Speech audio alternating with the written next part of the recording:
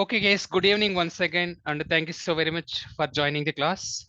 So, yesterday and day before yesterday, we discussed about static IP versus dynamic IP, nothing but part of DHCP server. In the same part, under the DHCP server, we discussed about IP address management. So, DHCP server, it will take care of the IP address management as well, part of the allocation of the IP address based on the lease time using DORA process. So allocation of the IP address and also IP address management and also assigning the IP address automatically can be done using DHCP server. And yesterday topic is a DNS server. So DNS server, it will take care of the resolution of the domain name or conversion of the domain name into IP address or else IP address to domain name. For that one, we can use couple of records. Now, if we're combining these three, so DNS, DHCP, and also IP address management. So that is called DDI solution. You can see here. So DDI full form is first D is nothing but DNS. Second D is nothing but DHCP. And I is nothing but IP address management. That is also called IPAM. So DNS, it will take care of the conversion of the domain name into IP address or resolution of the IP address to domain name. On DHCP server, it will take care of the database and also IP address management and allocating the IP address automatically. If we are combining these three solutions, that particular solutions, we can call it as a DDI solution.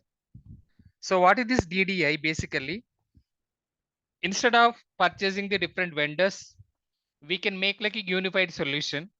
That unified solution, most of the cases, every organization, it will maintain Microsoft based. Microsoft based DNS server, Microsoft based DHCP server, Microsoft based IP address management. But one of the competitor has given lot of competition to Microsoft. That particular vendor or tool, we can call it Infoblox. So it is giving lot of competition right now in the market. Dedicated to this DDI, also we have a lot of vacancies. Okay, so what are the additional benefits of the Infoblox DDI? So DDI Infoblox, it will take care of the DNS security as well. So, but our Microsoft DNS will not take care of the DNS security, but Infoblox DNS will take care of the DNS security as well. So it is completely based on the agent based. Okay, can you see my screen? Yes. Yes, Yeah. yes. So this particular device, one of the hardware device, it's most of the cases. So this device from Infoblox, so it will provide DHCP allocation automatically, IP address management based on the database wise. So along with that one, even we can configure the DNS records to convert domain name into IP address and vice versa. Additionally, Infoblox has a capability of DNS security also. But if you are going with Microsoft, Microsoft doesn't have this particular hardware based solution. So we have to purchase on top of the Windows server. Additionally, we have to configure DHCP. Additionally, we have to configure DNS, and also we have to maintain the IP address management. Right now, two vendors are very famous related to DDI solution. One is Infoblox. Second one is Microsoft DDI. Any doubt in this one?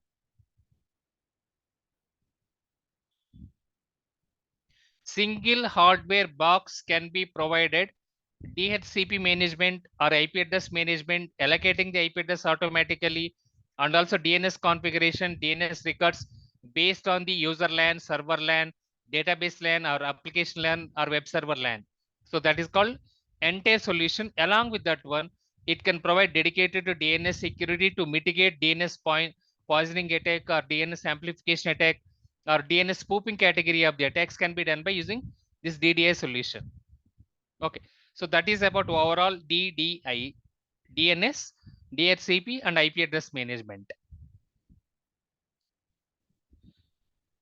So vendors or tools, whoever is a part of market. So first one is Microsoft. Next one is Infoblox. Next one is IBM. Next one is HP. So these four vendors are very famous related to DDI solution. Okay. So far we discussed about two servers. One server is the DHCP server. Second one is DNS server. So not only these two servers, every organization it will maintain the couple of other servers as well. Those servers we can discuss now. So other servers,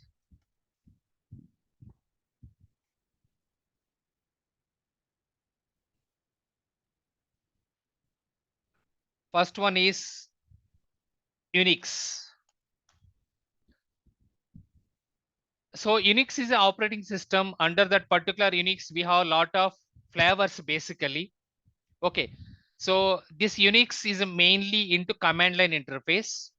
Nowadays, whatever microservice based applications we are developing, most of the cases, Kubernetes platform or Docker and container, everything is running using Unix platform only. Okay. So under the Unix, we have different types of flavors related to operating system. Those operating systems under the Unix, once again, first one is RHEL, Red Hat Enterprise Linux. Second one is CentOS. So third one is Feroda.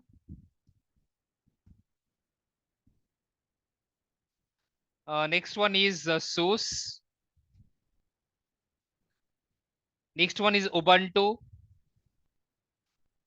So on top of the physical hardware device of any Unix operating system, like a Red Hat Enterprise Linux related to HP or IBM, we can create couple of virtual machine. On top of the virtual machine, we can create once again one of the service that is a part of the container.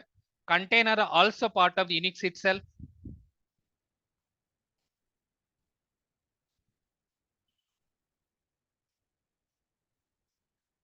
And finally, so container will use one of the service, the service using API, application programming interface. That service especially can be developed using the microservice based application. What is meant by this microservice based application or Kubernetes platform? So once again, it's a serverless or server oriented part. So one bigger application, if you want to convert into smaller containers and dockers running as a service, and we can create each and every microservice based application through application programming interface, then we can make a call to container and container to docker in such a way. So that is called microservice based application. So here container will use one of the service that is called as a docker. So these are all the Unix operating system related servers. Okay. Now under the Red Hat Enterprise Linux, it's a very, very popular one along with CentOS. So go back to dedicated to Red Hat Enterprise Linux server.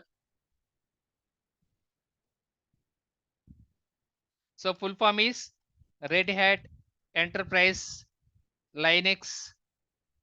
Sorry, Enterprise Linux. Yeah, Red Hat Enterprise Linux.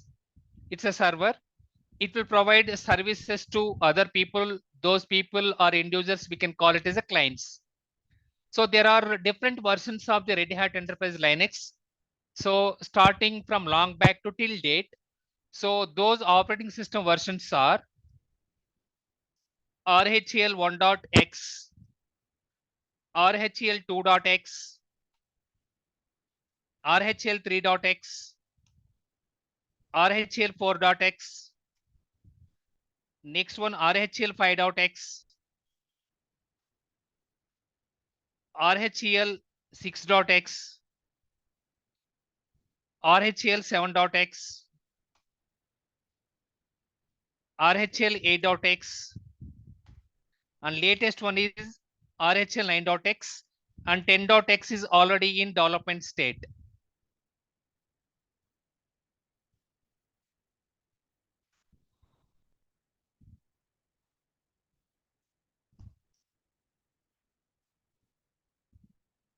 So this is a competitor to Microsoft by the by. So Red Hat Enterprise Linux is a competitor to Microsoft. Microsoft, it's not a command line interface we can use, but here we have to use everything like a command line interface. We have to remember a lot of commands. If you want to make any configurations or implementations or administrations, services configurations or support oriented. Out of all these servers, up to 7.x is already outdated or legacy. So RHEL 7.x is already outdated on December 31st, 2023. So we have the different types of licensing options like a basic or advanced and enterprise level. Even though any organization they are using enterprise level of the RHEL 7.x, that is also, it is already outdated or it's a legacy or obsolete. So these servers we should not use in our organization right now, but most of the organizations they will use it. Why? Because on top of this one, so we will run lot of applications basically. Okay, for example, in my previous organization and also in my current organizations as well, whatever product development we are doing and whatever application development we are doing, we are using Red Hat Enterprise Linux 5.x, 6.x and 7.x. We already raised several times, please upgrade your server to RHEL 8.x or 9.x. Whenever we are approaching server team, they will say like, so there are a lot of applications are deployed in this one. We are not sure about what is the availability and application compatibility issues, and also performance issues will occur in case our OS will upgrade. That's what server team will they will say. And when we are contacting the application development team, so please upgrade your what programming languages you are using. That may be ASP.NET or Java based or Python or Node.js or React.js or C, C++ and so on. They will say like, so we are not sure about server oriented compatibility and also performance related issues. Then finally, so who will blame? So server team will blame security team. In the similar way, application development team or product development team, mobile development team also will blame. So security team only. They will say so always. So server team will blame application development team blame once again server team. Finally, we don't get the sufficient solution whether can we upgrade this server or not. This is the universal problem every organization they are facing right now. Okay. So that is what. So obviously, if you want to reduce the attack vector and attack complexity, as per security recommendations, as per the confidentiality, integrity, and availability, even though we are using the hardening benchmark related to CIS. So we have to make sure that always, so patch updates should be happen. And also we have to make sure that scheduled tasks should be completed. And additionally, always latest version of the software they have to install related to operating system. But that is not the practical or real-time world. So these are all legacy or obsolete or outdated. We should not use it. Okay. So what is the latest version of the Red Hat Enterprise Linux? 8.x and 9.x and 10.x is in development environment. Same thing is applicable to CentOS as well. CentOS 1.x, 2.x, 3.x, and finally 9.x. So that is on the Red Hat Enterprise Linux side. In the similar way, Docker side. So Docker, we are using most of the cases is 14.1. So 14.1 has a one of the vulnerability or issue it is existing that is called remote API detection. What attacker will do? Attacker will use one of the application programming interface. Then he will make a calls to other applications related to so microservice based, and finally he can do the so remote code execution or privilege escalation attack. So this is also one of the drawback. So we have to upgrade always to latest version of the Docker. So each and every container and Docker also we have to provide the container security and Docker security. What is this container security and Docker security? So whatever servers we are using in the organization level, on the OS side, we will run the vulnerability assessment or vulnerability management. That is on the OS side only. Nothing but whatever libraries or packages it is deployed on top of the server, it will run against the plugin IDs or it will run against the signatures, and it will give, is there any outdated or legacy library or package we are running. For every library package we are running, it will give CVID, CVSS score. That is like a static in nature. But container and Docker, it is not likely static in nature. Whatever image we are creating, part of the container and Docker, it's like a running configuration. So we have to take the container and Docker running image, and we have to run scanning of that container and Docker, and we have to make sure that in the running configuration wise, is there any vulnerabilities are existing. So that is called container security or Docker security. For example, so we are using a couple of tools like twist lock. It's one of the very famous tool from the container security side. In the similar way, CrowdStrike, Checkpoint, all these are cloud security posture management. And also along with that one, we have one more famous tool is called Palo Alto. Palo Alto is acquired by Twistlock to make sure that container security should be in the running configuration. Why? Because whenever these server team, they are making the images changes or running configuration changes or updating the image or changing the image or implementing some of the configuration oriented part. In the running wise also, it can identify is there any vulnerabilities are existing. That is not the same case whatever we are running the OS scan. OS scan is like a fixed scan related to libraries and packages. So that is the main difference between OS scan versus container scan and Docker scan.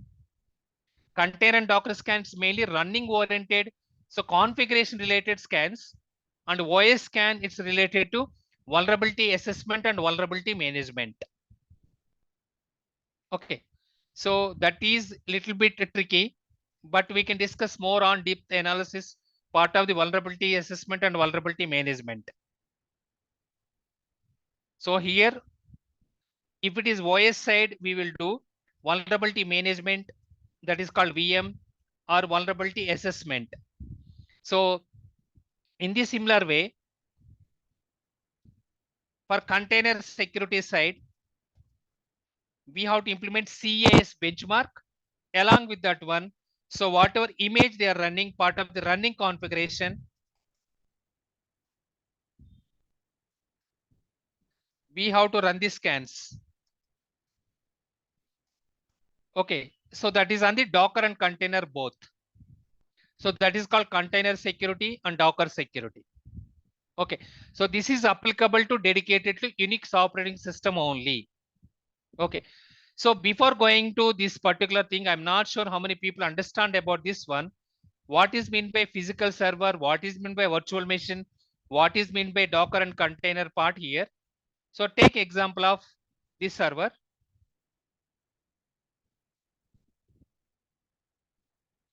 So this is maybe HP server, HP 720. So on top of this one, maybe HP 720 contains 500 GB. Now on top of this one, using VMware ESXi or Oracle VirtualBox, I can create couple of virtual machines. Okay, so that virtual machine here, one of the virtual machine that is called VM1. So that is 250 GB. In the similar way, VM2, so that is 250 GB. So on top of this virtual machine, once again, if I want to run software as a service, so I can create a container here.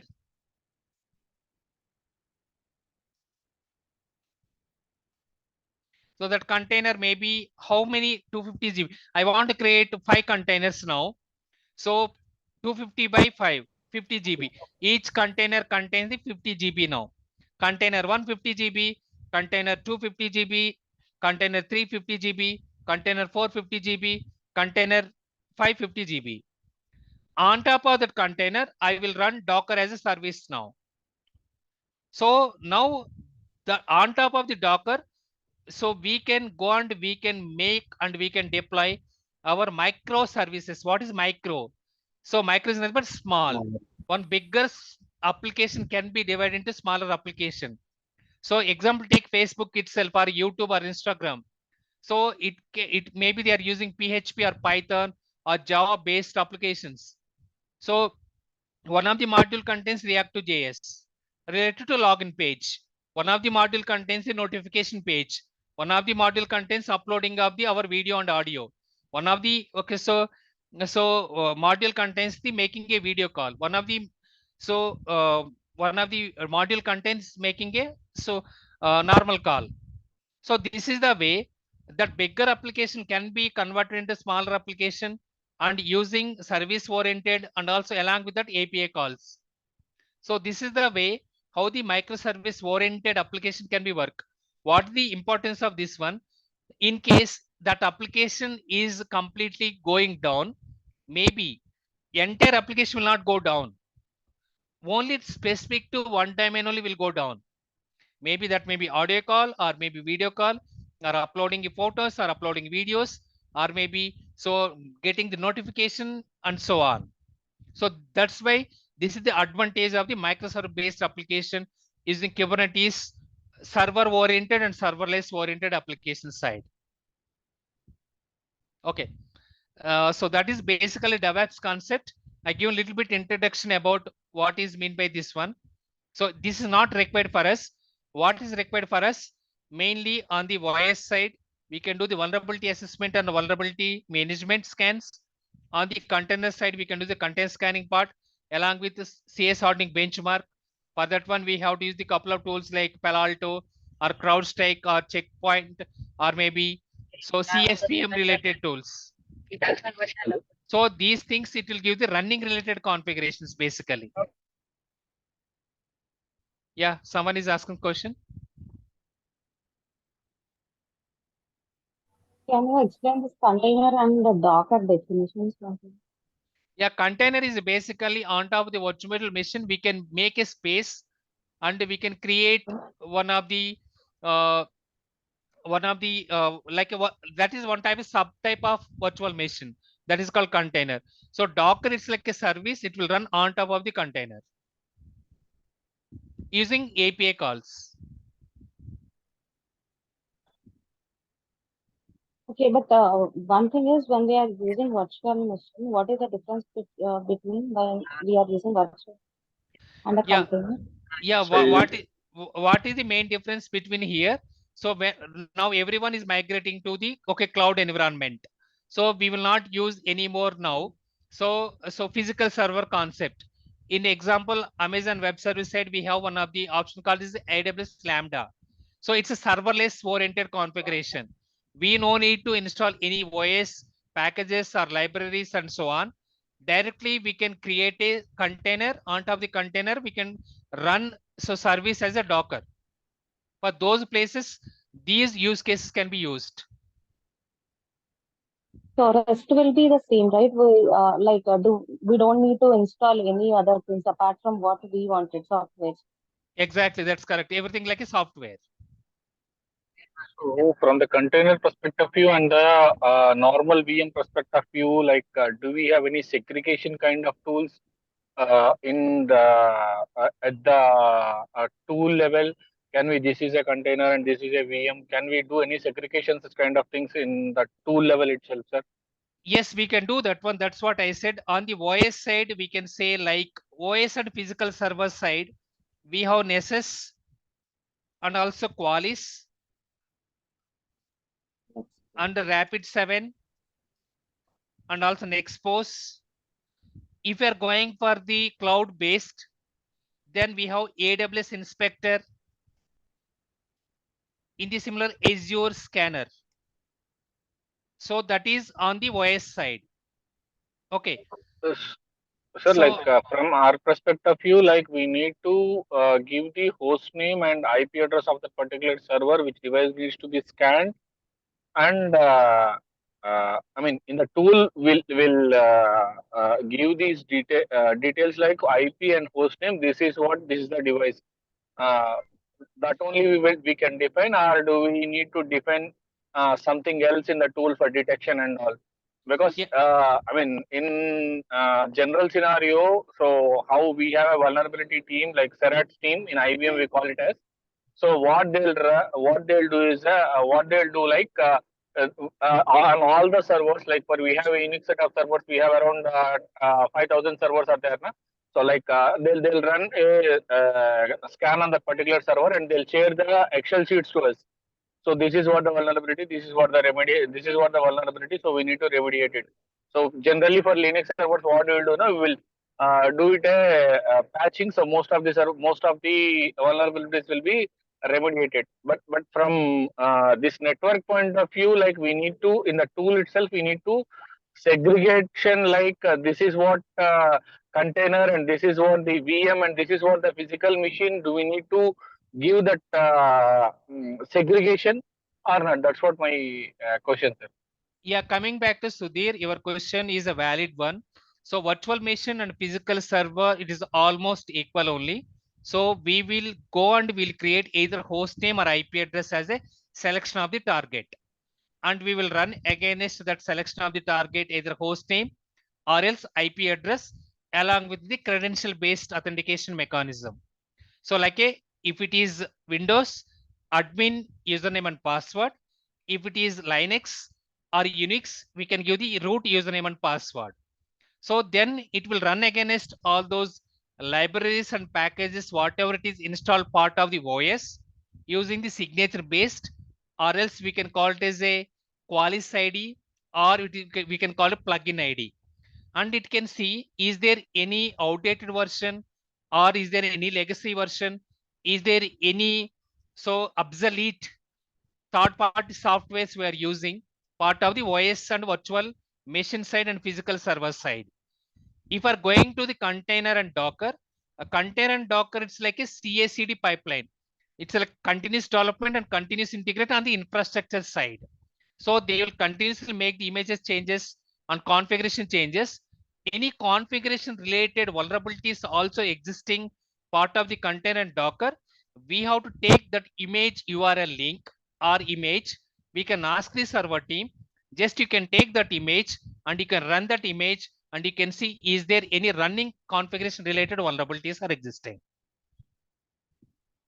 Is it clear? No. So that image rerunning of things, I'm not able to Yeah. So get what basically, exactly it's meant by. yeah, what is meant by image basically? What is meant by image basically, if I are speaking about the, okay, so respective whoever is making the container and Docker, they will give one of the dedicated image URL link kind of thing, and so we have to run against that particular link or scan, and so that particular image contains the whatever software as a service we are running. So that software as service contains all these running related configuration. For example, maybe in my so container I'm using Node.js or React to JS or maybe Angular or maybe full stack development related any other programming languages. So is there any Docker issues are existing, or maybe any container issues are existing? Is there any software issues are existing? That can be different part of the image wise. So here we can take the image not from our side. We have to ask server team and they will give the image. Like it's kind of URL link. It can, if I can say that AWS side, we can say ARN. So that ARN image we can take and we can scan it.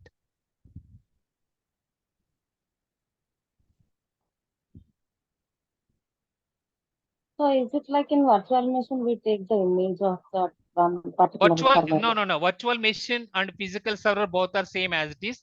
There is no difference. Docker and container are different. No. You are saying about the image, right? That I'm talking. The present But yeah, running state of that. running state. Okay, so we have to, as I said, so container and Docker as image, but virtual machine and physical server both are same. So we can run libraries and packages part. So if you are making, see, whenever we are making virtual machine, we can give dedicated one of the IP address. But whenever we are making container, we cannot give any IP address there. Just we can create one of the software as service. It's like a software based oriented container. It's not IP based, not Okay. based on the host name wise. It's a software completely. The It's software we have called to as a run. pod. I mean, generally in general scenario, we'll call it as pods. Exactly, that's correct. Yes, called as pods. Yeah. Yeah, more we can discuss in-depth analysis part of the vulnerability management. I give a little bit in-depth, I mean, so description about what is meant by Red Hat Enterprise Linux or Unix operating system. More in-depth analysis we can discuss part of our vulnerability management and vulnerability assessment. So Sir, coming small. back, One small Sir, question here. So basically, when we are talking about this legacy operating system which we are using here, hmm, RHEL till 7 you said, right? yeah, So as in present, what we are working on the application, right? So probably these might be on the older versions or the legacy versions which we are still working on it. correct. So you see, whenever if you are migrate, see on top of the server, we are deploying any host is any application. So application development contains the basic Java or advanced Java or core Java or Angular Java. We don't know. So whenever we are upgrading the OS version, how these libraries will be compatible with application development, whatever they have developed the application development side. Here two team members are required. One is the application development side and also OS side. So we are not sure about the what is the okay. So performance related issues will occur whenever we are upgrading the OS. What server will team will say we'll upgrade our OS. That's okay, fine for us from our end. So can you make sure that whether always all the applications can be without any breakup, without any availability issues, whether they can access the server with the legacy Java based applications. Maybe they can change the code as well based on the new version of the OS. So that's why, sorry to interrupt you, sir. Like that's why while doing any patching kind of thing, what we'll do now, we will take a snapshot of the particular VM and we will perform the patching activity. So there will be, if there is any compatibility issue with the application and all, what we will do now, we will revert the snapshot. So the same thing, the whatever the older version with application compatibility is there, so that version will be reflected. Eh, So the, I mean during that time, so customer will One be second. endpoint application will be good. Yeah, that is what I'm saying. One, So one according second. to My same question thing. is You Priyanka are is right. asking something. Yeah, you are right. Priyanka is one asking second. something. That's what I'm giving a clarity.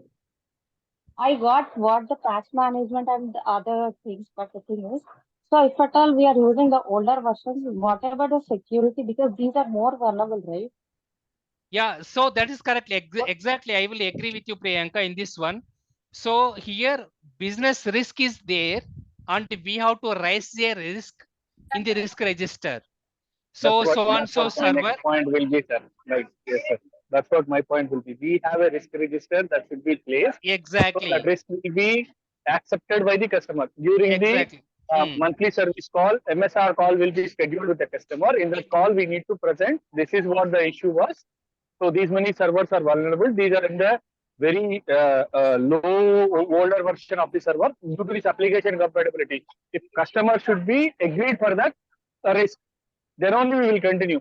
Otherwise, we will giving a heads up to the customer like what this is what the things. If you are not upgraded to this one, so there will be a security risk on this particular host. So if Exactly. something goes wrong, also we are not the. I mean, we are in a safer side. Like customer already agreed, right? So we are good. We are good for that. Yeah. If they like whatever they told is like if the customer is agreed, so we are safer side. That's what.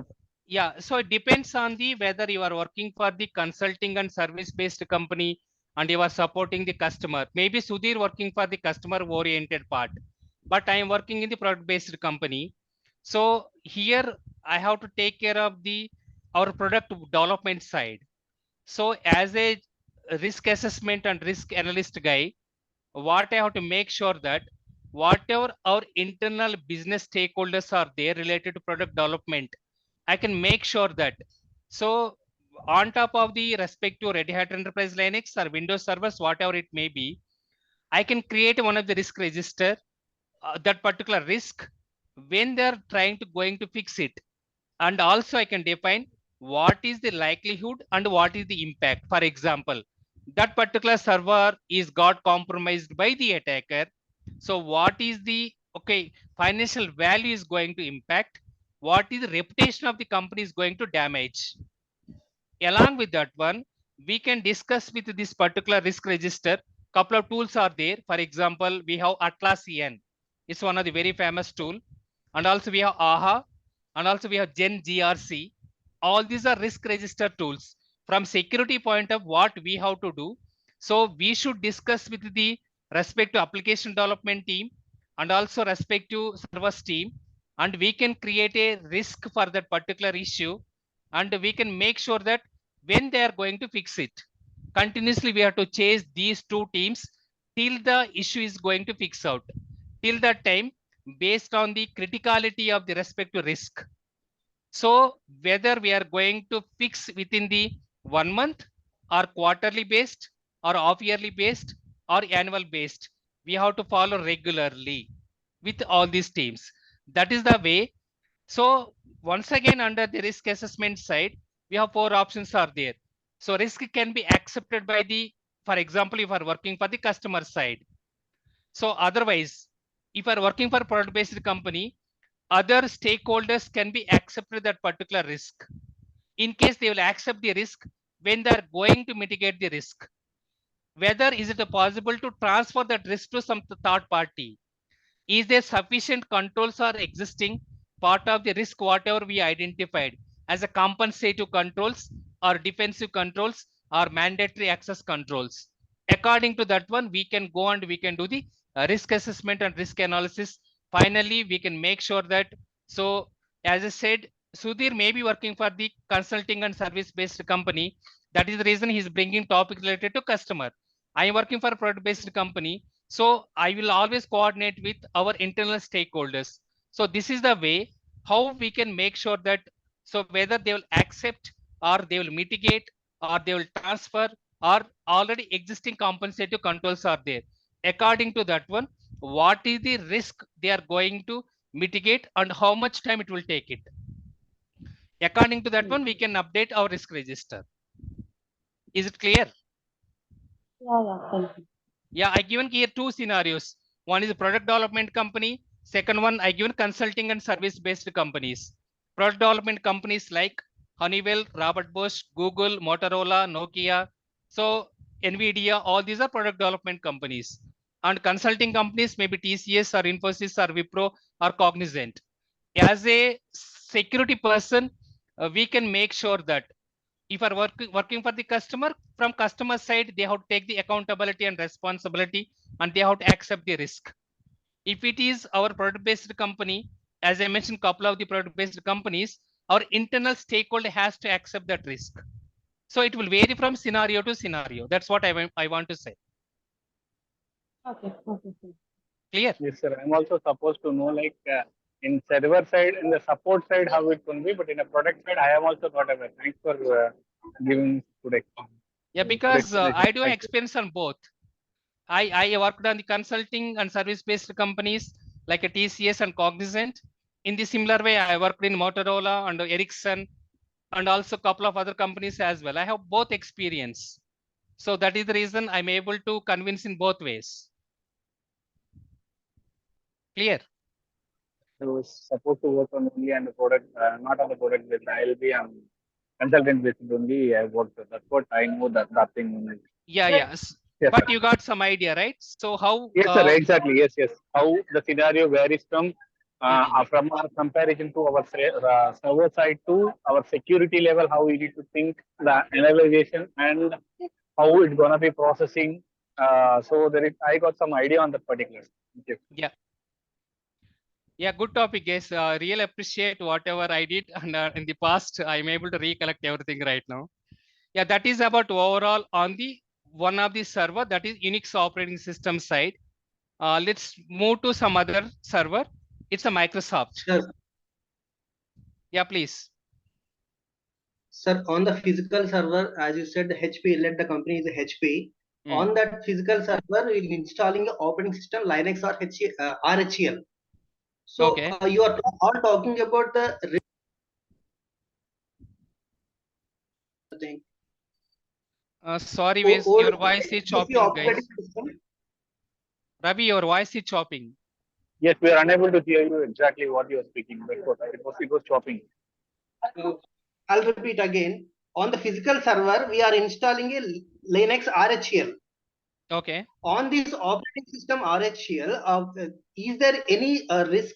Are you talking about risk on operating system or any other different thing? I'm a No, little bit confused because on operating system we will install a Docker. On the Docker, it has some container. So I'm just a little bit confusion between the container and the Docker. On see, the overall Docker, we are installing a container. You said on the container it has a binary images or some library files. It said. yeah, basically on the physical server, we have to make sure that it's very important. That may be power supply related issues, or that may be default passwords we should not use. For example, whenever you're purchasing any server, most of the cases like IBM or HP, they will give like a demo or admin. Obviously, once we are deploying these physical servers, we have to change our default passwords. Next thing is we have to implement password complexity. So that password complexity, once again, it contains about the uppercase, lowercase, multi-factor authentication, and every 1 month we have to change the password. And also we have to use 12 to 16 characters of the password. And also we have to make a role-based access control based on the whoever is accessing the server related to physical server. In the similar way, we have to implement hardening benchmark related to CIS, Center for Internet Security part. Not only this one, even we have to make sure that whatever logs are generating in this server, we have to integrate it to our SIM tool, so that we can go and we can create couple of the correlation rules like account is added, account is deleted, account is modified, account is updated, so that whenever these physical server is attacker is trying to getting compromised, we have a lot of defense in depth controls and lot of security ways we are monitoring these servers, so that we can reduce the attack vector and attack complexity on the physical side. So additionally, on top of the container and Docker, as I said, it's like a completely software oriented parts, libraries and packages, and we can take running of the image. So our main thing is whether you are using cloud-based servers or whether using on-premise based servers. It depends. Okay, sir. Yeah, and one more thing I forgot to say, regular patch updates also we have to do. That is one type of patch updates is we can call it as normal patch updates. Second one, we can call it as security patch updates. These many things we have to implement to make sure that server can be provided security. So without compromising that one, it's one of the favorite interview question. How can you protect server? So whatever I explained just now, you have to explain everything. Hardening benchmark and also role-based access controls and vulnerability assessment and patch updates. And also we have to make sure that strong passwords, complex passwords. Okay, so all the logs, whatever we are generating, we have to integrate it to SIM tool, multi-factor authentication mechanisms, default password should not use. Every 1 month or 3 months once, we have to change the passwords. This is the way how the server can be protected. Is it clear? Yeah. Oh, Yes, sir. Thank you. you're welcome. Next one is Microsoft servers. Under the before going to Microsoft, first I want to clarify here end user system side Microsoft operating system versus Microsoft servers. First, we can discuss about end user system related Microsoft operating systems. So end user wise, Microsoft operating systems.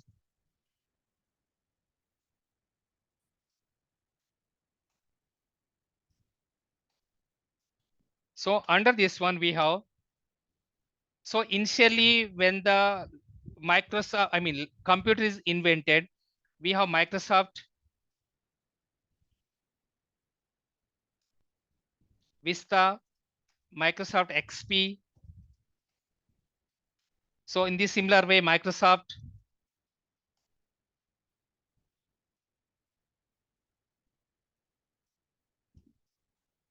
Windows 7. Next one is Microsoft Windows 8, Windows 8.1, Windows 9, Windows 10. What is the latest one? What is the latest one? Windows 11. Windows 11. Windows 11. So these are on the end user point of view. So you should be aware of these basic as well. Why? Because whenever any system is getting compromised, you should aware of whether it is end user related laptop or else workstation or desktop. Okay.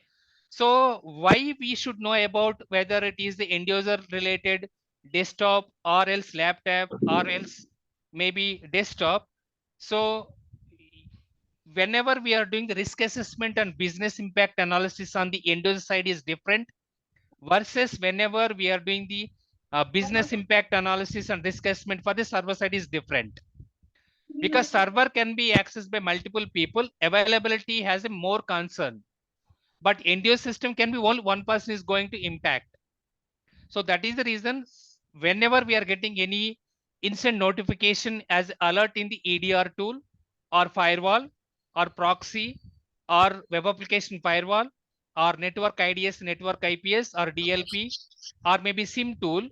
So please go and verify whether the alert is triggered to end user system or else server.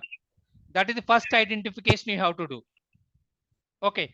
So if it is end user system, only one person is going to impact. Maybe that system is got compromised. We can provide alternative backup system to him and we can continue the business operation without impacting any business. So if it is server, server can be accessed by multiple end users. Those people we can call it as a clients. So those clients is depending on more number of the users. Obviously, availability issues will occur as per the confidentiality, integrity, and availability CIA triad. So that is the reason whenever any alert will be triggered, you can make sure that whether that particular alert is belongs to end user system wise or else server wise. Okay. Sir, can we define such things anywhere else in the our monitoring tools? Like this is the end user system and this is server. No, there is no need to define. Basically, we are integrating logs to our SIM tool. And whenever we are integrating logs to our SIM tool, whatever logs are we are integrating and we are sending to SIM tool, automatically each and every asset or operating system, a server or database, it can identify and it will give the OS type as well. There is no need to make any classification whether it is a server or end user system. So in that case, if we are not, like in such case, whether it is an end user system or if it is a server, if we are not sure, like what will be the business impact, we are not sure on that particular device, sir. Yeah, obviously, if you're not sure about the business impact analysis on the server side, as a single person, you will not take care of the business impact analysis and discussion by the by. So you should coordinate with your business owner. Who is the business owner or server owner as asset owner? So we have to identify that server owner or asset owner or business owner, and we have to ask them what the criticality of the server. How many end users are going to access the server? In case we are doing the containment or eradication side, how many people are going to impact? That is not in our hands. So obviously for this one, it's a continuously coordination collaboration. Okay, Clear? sir. Yes, sir. Yeah. On the server side. So coming back to Microsoft related Windows servers are, these are basic guys. Even though couple of people are working in the practical world, they are not able to aware of So whenever any alert will be triggered, that is system or server. Okay. Windows 2008 R1, Windows 2008 R2. In the similar way, Windows 2012, Windows 2016, Windows 2019, and what is the latest one? What is the latest one? 22. 2020. 2021 and 2022 as well. So these are all the so servers related to Windows. Now, whenever Sudhir, so in case a server got compromised, we no need to worry. So we should identify the server owner or asset owner, and we should coordinate with him on top of the server. Is there any critical applications are running on? So is there any backup server is there or not? Are you taking regular backups or not? Is there any high availability server is there? So in case this server, as per security point of view, if you want to do any mitigation wise, like a malware cleaning or malware infection cleaning or changing of the ransomware thing, so then we have to coordinate with this server team, and we can make sure that so business impact analysis and risk assessment can be verified. Is it clear? Yes, sir. Now it's better. Like, Yeah. So that's all about Microsoft side. Let's go for database.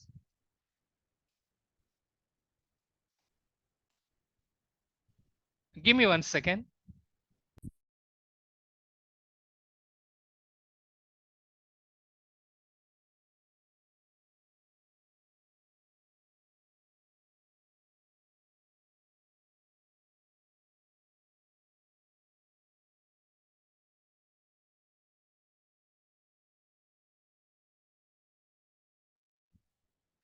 Okay, database server, guys. Next one. So far we completed DNS, DHCP, and also Unix. And next one is Microsoft. Next server is database server.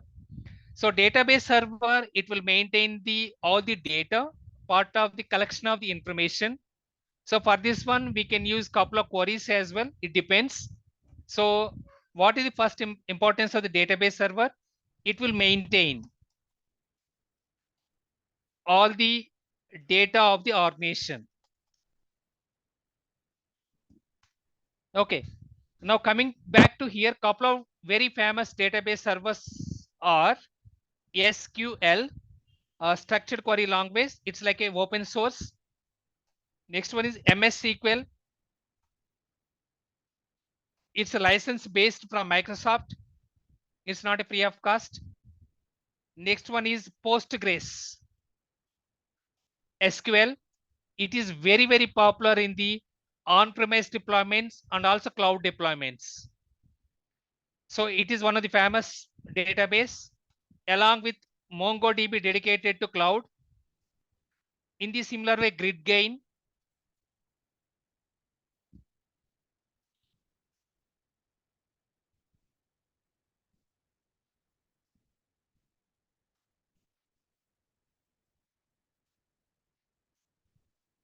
So GridGain is another database. This is also one of the famous database. And so GridGain is basically from Oracle side. Couchbase. So Couchbase is also one of the famous database. In the similar way, we have Cassandra.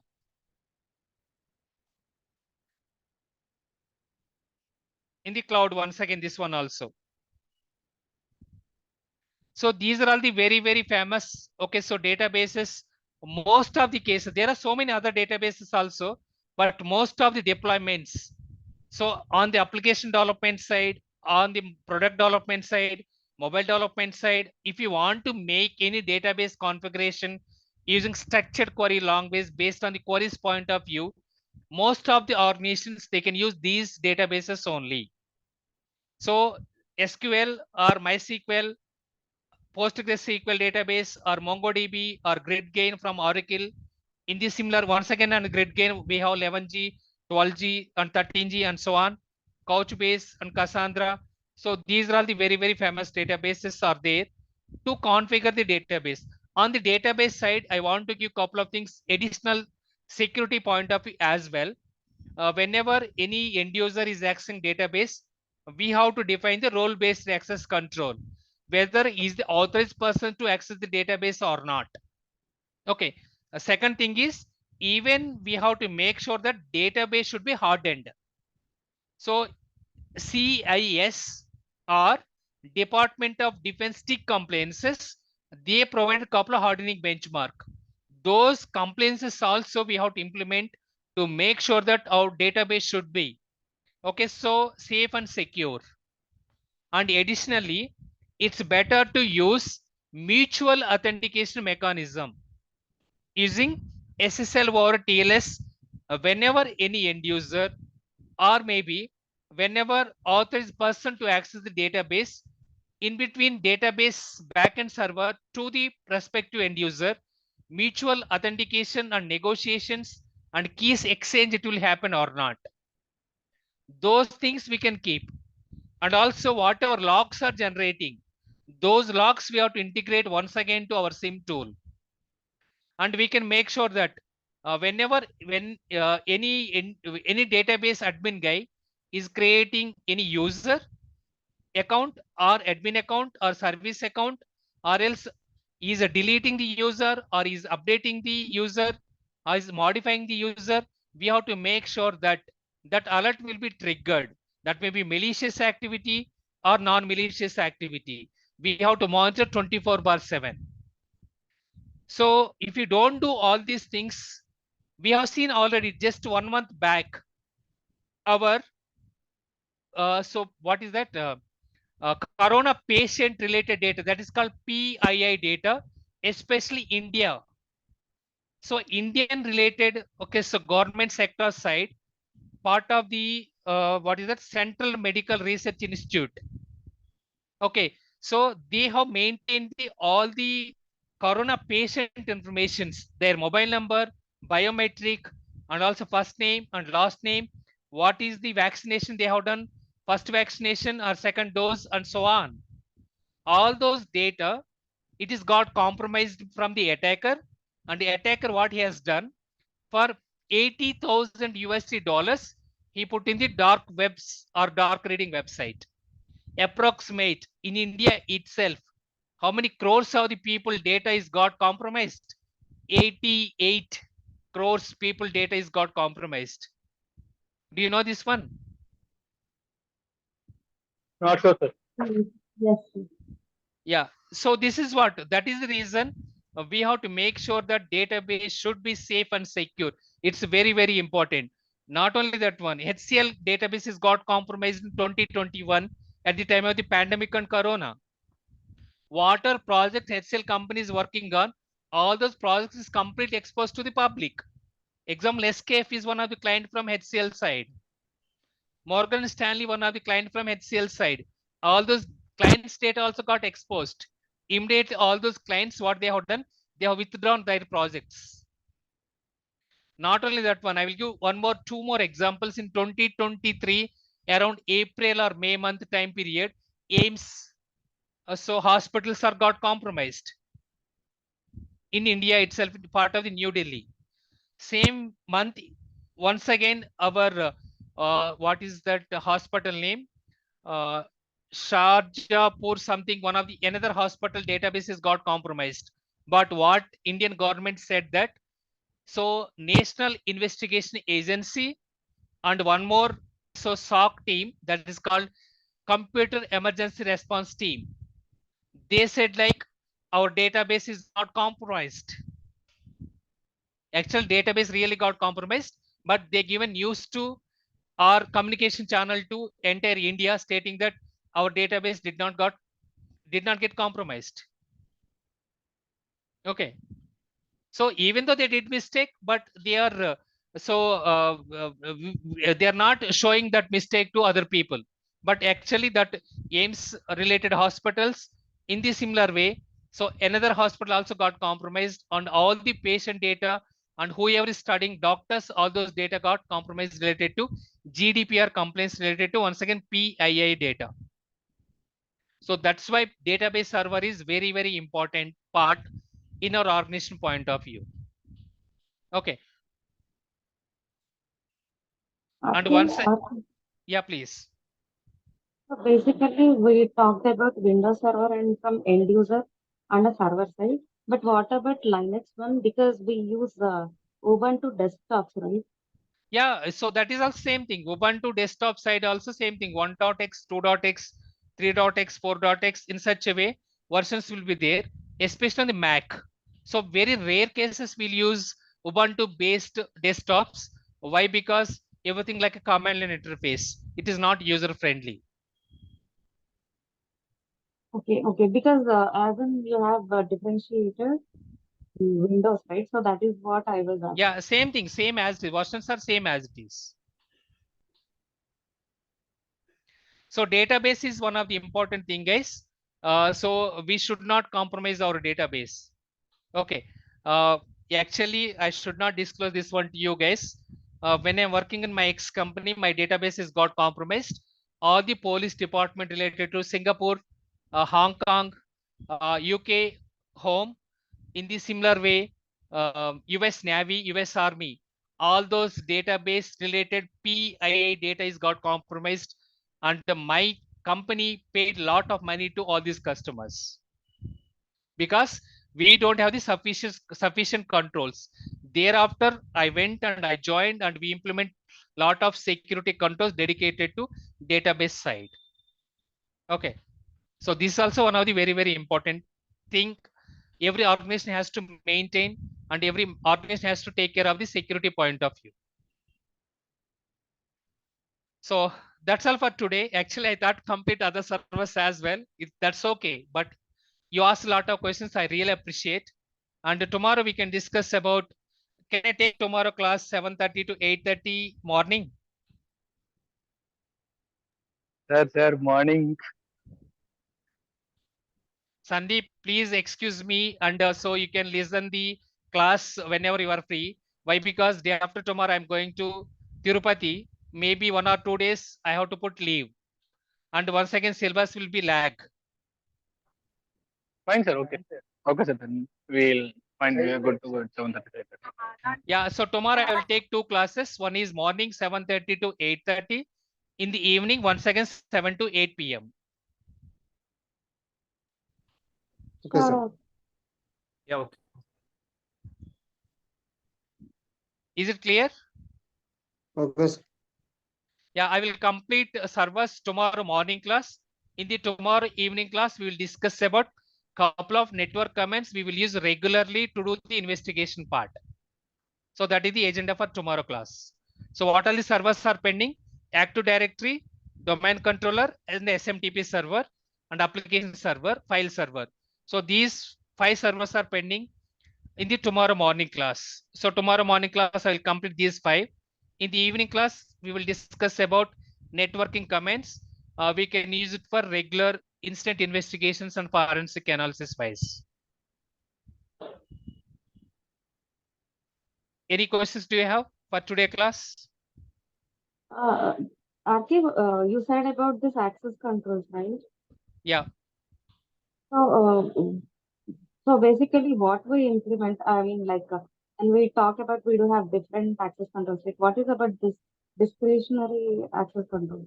Yeah, see, there are, Priyanka, basically whatever I am teaching, I will follow not from one of the book.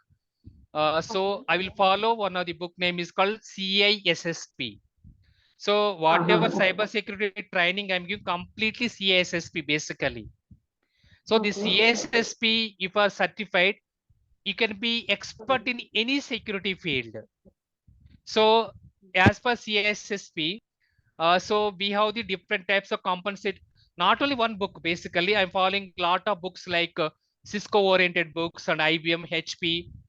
Along with that one, whatever practical experience I do have, I will collaborate and coordinate. And according to that one, I can discuss about practical scenario and also real time oriented in our day to day life activities, what we are going to face it.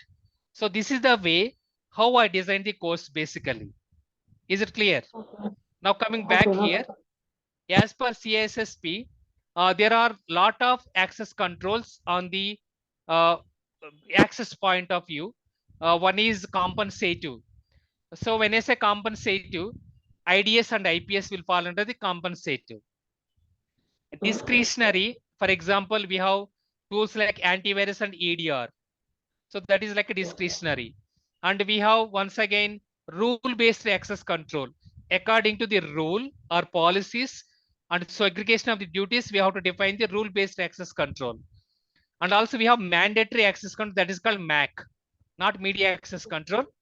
So mandatory access control is based on the what exactly every end user related to service account or user account or database account or admin account has to provide the mandatory access based on their Basic. once again role. Once again, one more control is role based access control.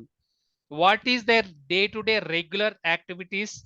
Once they will come at 9 a.m. and till 6 p.m. they will work. So these are all the different types of access controls are there, part of the our identity and access management. And privilege access management is different. Is it clear, Priyanka? I have one more doubt, sorry. Basically, when we are talking about Cisco's, so Cisco working methodologies would be different, is what I heard, when Yeah, compared to others. exactly. Cisco is one of the oldest, not one of the old, it's the oldest basically, oldest networking company. They have defined a lot of protocols, lot of servers, a lot of messages, lot of notifications point of view. For example, if I want to say practical oriented, in the networking side, if you want to integrate any networking protocols like a radius server, Priyanka is sitting in the home and she is accessing virtual private network to connect her office location. In that scenario, what Cisco has done, they defined one of the, okay, so protocol name is called Radius, a remote access discovery protocol, not remote, remote access dial-in user access protocol. In the similar Taxas, terminal access service account agent system. So most of the protocols, whatever we are using from Cisco oriented, especially on the networking side. Okay, okay. Is it clear? Okay, Most, fine. Because when we heard, right, we have different, like firewall also, they use a different firewall. Because like Palo Alto, which they use. yes, correct. And so, FortiGate, Cisco, Juniper, Sonic Wall, WatchGuard, CyberROM. Yeah, there are a lot of firewalls are there in the market. But most of the cases, whatever Cisco they provide terminology, that one only they will use it. so that is what I wanted. Is it hard to learn or something like I didn't understand? No, it's Because like a there are lots standard. of things. Yeah, sorry to interrupt. It's like a standard they given by Cisco. So this is the way. It's better to make our organization should be safe and secure. So Palo Alto, they brought one of the new technology. So instead of the blocking port and protocol based, why can't we go and we can block application wise? So it depends on the vendor as well. When the topic will come, I will explain in-depth analysis. Okay, okay, fine, fine. Hello, RK. Yeah, please. This is Sandeep here. Actually, I just want to discuss with you personally, like post this session. Will you be free like for 5 minutes or 10 minutes? Yeah, you can call me around 9 p.m. IST. That's what I said. Yeah. Yeah, right. Okay. So are these are the numbers like whether I have to reach you? I mean, Yeah, you can anyone you can call me only through WhatsApp. yeah, okay. So the number ends like 944. 576. Okay. Is correct, right? Yes, it Okay. is. Thank After you. you are not Thank you. listening the call, after. Yeah. I I'm have fully given you fed up with call. a lot of things I am doing. Yeah. But I have to give the justification each and every place. Right, I got you, but I wanted to talk to you, so I have given a call. I think to Yeah, respond. so that's why I said like in between 9 p.m. to 10 p.m. I can give my time and I can speak with you guys. Sure, sure, sure.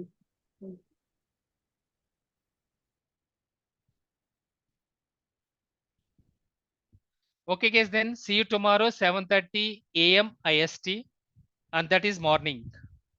Please wake up early and please ready for the class. Thank you so much and good night. Thank you. Yes, sir. Bye, sir. Good night.